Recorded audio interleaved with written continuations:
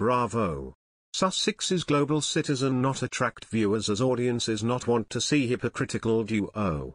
Meghan Markle and Harry's global citizen advocacy of meager interest, expert claims. Meghan Markle previously appeared in Global Citizen's VaxLive event, with one expert describing the number of viewers it attracted as meager.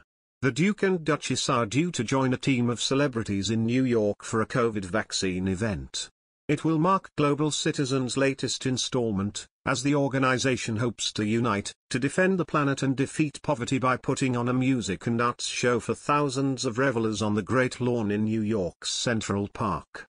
A 24-hour TV marathon, celebs will grace screens and showcase their talent. Britons can catch the show from 5:30 p.m. on BBC One. Announcing the lineup, Global Citizen described the Duke and Duchess as two of the strongest voices on vaccine equity and recalled the previous support it received from the couple. They spoke during the organization's May event, VaxLive, the concert to reunite the world, in Los Angeles, California. Likely to be a similar setup as today's show, the concert's aim was to improve and increase the equality of global distribution of the coronavirus vaccine, in a bid to put a stop to the pandemic.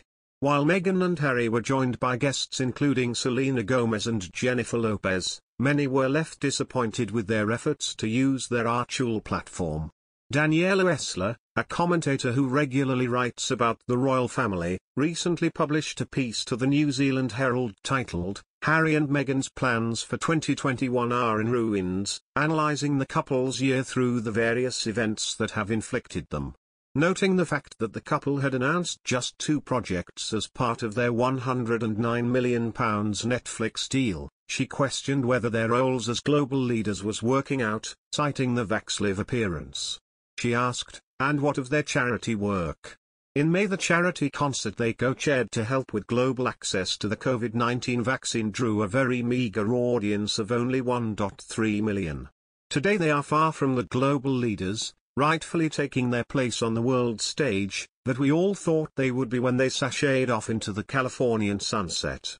Although, she added, to be fair, that might still eventuate, the rampant global march of the Delta variant has put paid to even the entire world's optimistic notions about this year.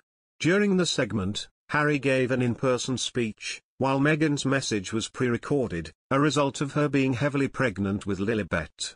She used the opportunity to discuss how women, particularly women of color, have been disproportionately adversely affected by the pandemic. She offered suggestions on what should be done to rectify this and said, "The past year has been defined by communities coming together tirelessly and heroically to tackle COVID-19. And we've gathered tonight because the road ahead is getting brighter, but it's going to take every one of us to find our way forward.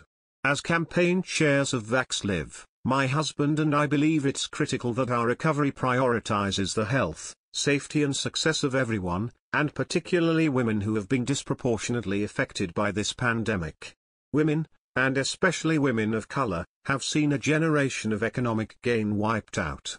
Since the pandemic began, nearly 5.5 million women have lost work in the US, and 47 million more women around the world are expected to slip into extreme poverty.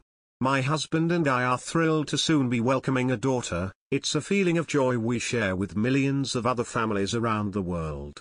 When we think of her, we think of all the young women and girls around the globe who must be given the ability and support to lead us forward." Harry, meanwhile, called for the vaccine to be distributed to everyone, everywhere.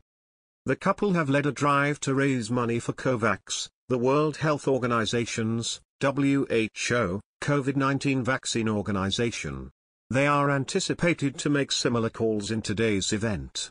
According to the Mirror, the two will use their time on stage to ask the EU and G7 to immediately donate at least $1 billion, £730 million, for global COVID-19 vaccines. For global